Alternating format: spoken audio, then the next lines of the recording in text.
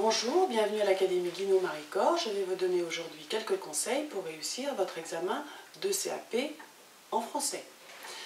Vous aurez tout d'abord un texte que l'on vous proposera, un texte d'auteur ou sur l'actualité. Vous aurez à présenter deux parties, une compétence de lecture, puis une compétence d'écriture. Je vous rappelle que cette épreuve possède un coefficient 2 et que chaque partie du devoir sera notée sur 10 points, donc 20 points pour le devoir total.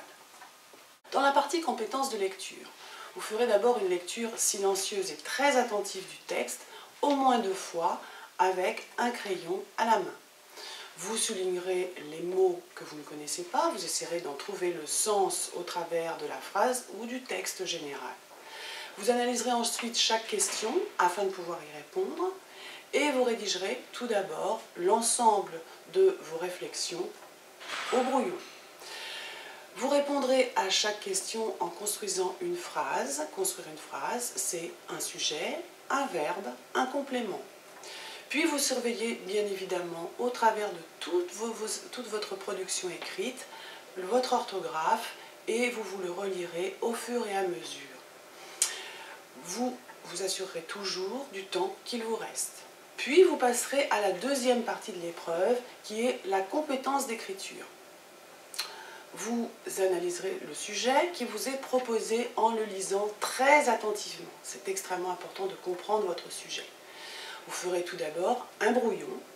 Vous déterminerez ensuite 3 parties pour rédiger votre devoir, une introduction, un développement, puis une conclusion. Vous organiserez vos idées en respectant ce plan scrupuleusement. Puis vous chercherez des mots précis, des synonymes, du vocabulaire précis par rapport à votre devoir pour éviter toujours les répétitions dans le récit que vous allez produire. Vous ne ferez jamais une phrase sans un sujet, un verbe, un complément. C'est extrêmement important et surveillez votre vocabulaire tout au long de votre production écrite. Puis, vous enchaînerez vos idées, de préférence avec des adverbes. En effet, cependant, désormais, ainsi, il faut relier vos idées entre elles.